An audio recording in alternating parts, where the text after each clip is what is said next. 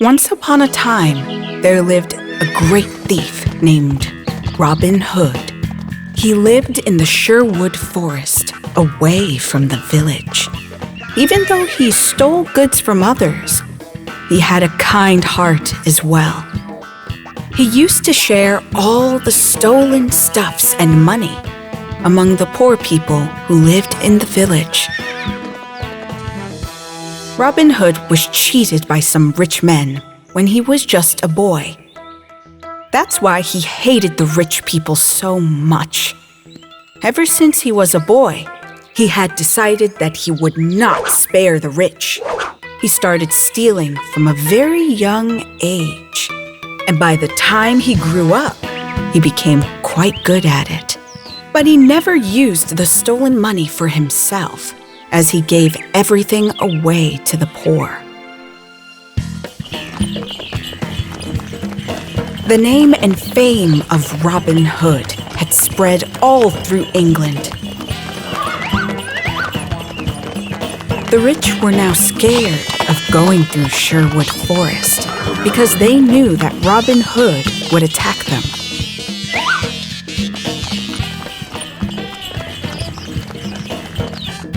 Once, they complained about him to the sheriff.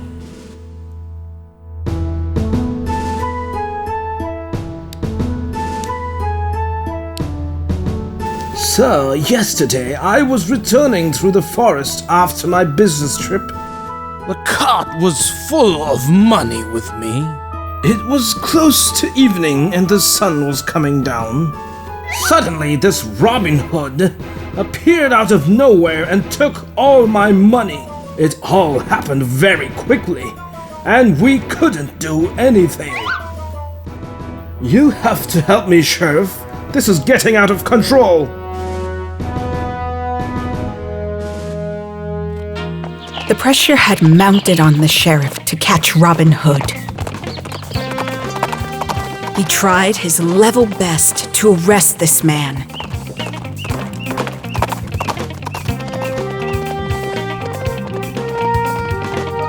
But all of his attempts failed miserably.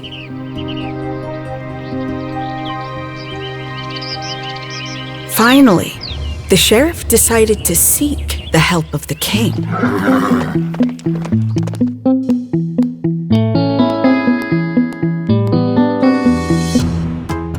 Oh my lord, I have tried everything to catch this Robin Hood, but none of the plans have worked so far. I can catch him if you would send some of your soldiers to help me. But the king refused. What? You want my men to run behind a simple thief now? Absolutely not. They have better work to do here. It is your duty to catch the thieves. Now go and sort this out yourself. Yes, sir. The pressure to capture Robin Hood had grown tremendous by now. One day, the sheriff designed a brilliant plan to capture Robin Hood. The next day, he called for a meeting with the rich and noble men in town. He also called his friends and told them about his plans. We'll have a competition among the best archers in town. When Robin Hood hears about this contest, he cannot resist taking part in this competition. He will surely come. When he does, my guards will arrest him. Wow, that is a great idea. He will definitely fall into this trap. Sheriff had heard many tales about Robin Hood from the local people. It was clear from their description that he was the best archer in all of Nottingham. Robin Hood soon heard about this contest. Like the sheriff had predicted, he longed to participate in the contest. He wanted to prove to the world that he was best archer in town and that no one could ever beat him. Hey, Bob. Did you hear about the archery contest? Look at the pamphlet. The villagers are organizing an archery contest next week. They want to find out the best archer in town. I'm thinking of taking part in this. However, his friend Bob had a different point of view. Robin, listen to me. I smell something fishy. I think the villagers or the sheriff must be plotting something. I strongly feel that the purpose of this contest is to trap and arrest you. Don't go, Robin. It will be a foolish thing to do. But the idea of winning the contest had gone into his head, and Robin Hood was not willing to listen to his friend. He had decided to participate to show everyone how great he was.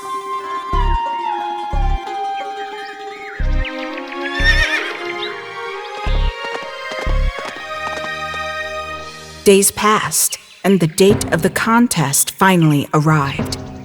Sheriff and his people made all arrangements at the venue for the contest. The villagers started gathering at the venue. Sheriff and his men were eagerly waiting for the arrival of Robin Hood. They waited for a long time, but there was no sign of Robin Hood in sight. Sheriff lost his patience and turned to one of the guards and asked him, Has Robin Hood arrived yet? Go and check right now. Send me the signal when you find him. The guard went ahead and searched for Robin Hood. But even after searching for a long time, the guard could not find Robin Hood. He returned to the sheriff, disappointed. I'm sorry, sir, but I couldn't find him anywhere. What? Did you check the participants? How can you be so sure? Then he must have figured out our plans. He must have backed out of the contest. The competition started. One of Sheriff's friends, named John, was also participating in the contest. He was an excellent archer, and he was quite famous too. The contest started. One by one, the participants started getting eliminated as the rounds progressed. There was a man wearing a green outfit and bright yellow hair who was giving a tough competition to all the other archers present there. As they approached the final round, the competition between John and the man with the yellow hair got very tight. When the crowd saw this, they started to cheer for both of them. It was the final round now, and it was time for the last arrow to be shot. The winner of this round would be declared the winner and the best archer in Nottingham. There was also a prize for the winner, a golden arrow. John was given the first chance. John took aim and shot an arrow. The arrow hit the bullseye mark. Sheriff looked so happy, and he applauded his friend. Then it was the turn of the man in green attire. He slowly took aim and shot an arrow. The arrow sailed straight through the air, splitting John's arrow and hit the bullseye. It was a miracle. The people were shocked to see this. They didn't even utter a sound. When the crowd came back into their senses, they cheered for the man with yellow hair.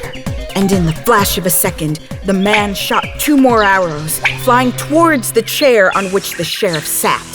The arrow struck on either side of the chair. The sheriff was stunned. He did not understand what was happening. Before anyone knew what was going on, the man shot another arrow. This one struck the golden arrow. The prize fell straight into his hands. The man with yellow hair was none other than Robin Hood. Before the sheriff recovered, he pulled off his wig, threw it on the ground, jumped over a wall onto his waiting horse, and rode away. All of these happened in a lightning speed. Sheriff realized who it was and shouted to his guards. Catch him! It is Robin Hood. But before the guards could even move, Robin Hood was nowhere to be seen. Robin Hood once again proved that he was unbeatable.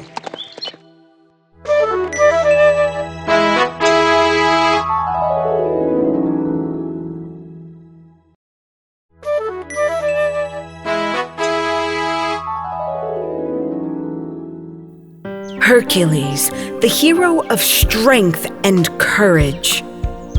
His life was one long series of wonders. Hercules was a strong and brave man. The people of Greece loved him a lot. He was very handsome, too. People who didn't know about him often mistook him as the king of Greece. Isn't that man Hercules your king? No, my dear friend. He is not our king. He is Hercules. He is a hero of the land. Such incidents often happened, and once the king's men overheard this, they informed this to the king and told him that people have started considering him as their king. The king was very angry when he heard this. He was worried that the people might make him their new king. He consulted his advisors, and he made plans to get rid of Hercules. The king knew that if Hercules stayed away, the people would slowly start to forget him. Once, the king made a new plan. This time, he gave Hercules a very difficult task. It would keep Hercules away from his kingdom for a long time. The king asked Hercules to go to a place called Hesperides. It was said that some apple trees in Hesperides bore golden apples. The king asked Hercules to bring 3 golden apples from Hesperides. The king decided to send Hercules to Hesperides because no one knew the way to Hesperides. King was pretty sure that Hercules would be away for a long, long time. Hercules agreed and gathered all necessary items required for his journey. He left his country the next day. On his way, he met 3 ladies. Hercules decided to ask them the way to Hesperides. Hi, can you please help me with the route to Hesperides? I am unable to find it on the map. Hesperides? We have only heard about that place. We have no idea where it is. Maybe you should check with the old man at the sea. He might know the route to Hesperides. But you have to be careful when you're talking to the old man. Hold the old man tightly while you speak. Otherwise, he will escape. I think only he knows the route. Sure. Thank you, madam. I will do that. Hercules walked for a few hours and found the old man by the sea. He was sleeping by the shore. The old man looked strange. He looked shabby. He had long hair and a huge beard. His eyes were closed when Hercules arrived. Hercules approached him slowly, without making any noise. Then he seized him from behind very firmly. The old man of the sea opened his eyes, surprised. But what Hercules didn't know was that this man was a magician. He suddenly transformed into a stag. Hercules was surprised, but didn't let the man free from his grip. The stag struggled to free itself from the grip, but Hercules held him tightly. Then the old man transformed himself into a seabird, but Hercules held him tightly again. One by one, the old man transformed himself into different creatures. But he could not free himself from the clutches of Hercules. Who are you? What do you want from me? My name is Hercules. I want to know the way to Hesperides. I know that only you know the route. Hesperides? It is an island. You go along the seashore. Then you will meet a giant. He will show you the way to Hesperides. Hercules thanked him and continued with his journey. He met the giant. The giant was very huge and strong. He was sleeping on the shore. Hercules woke him up. But the giant didn't like to be woken up. He was angry. He struck Hercules with a club. Hercules fought the giant bravely. He lifted the giant and threw him down, but the giant got up immediately. By some strange magic, he had now become stronger than before. Hercules threw him down again and again, but each time the giant rose up much stronger than before. If I throw him down, he grows bigger than me and becomes more powerful. I know what to do now. Then Hercules lifted the giant high up in the air. But he did not throw him down this time and held him in the air. The giant slowly lost all his strength and started shrinking in size. He then started pleading with Hercules to put him down on the earth. Please put me down, or I will die. If you put me down, I will do whatever you ask me to do. Well, you don't have to do anything for me, but I need to know the way to Hesperides. Oh, Hesperides. I do not know the way to go to Hesperides, but I know one who knows the way. You walk straight through this way and search for Atlas. Only Atlas knows the route to Hesperides. Hercules thanked him and put him down. He then started walking in the direction that the giant told him. After a long journey, he finally met Atlas. Hercules narrated his tale to Atlas, and that he was in search of golden apples.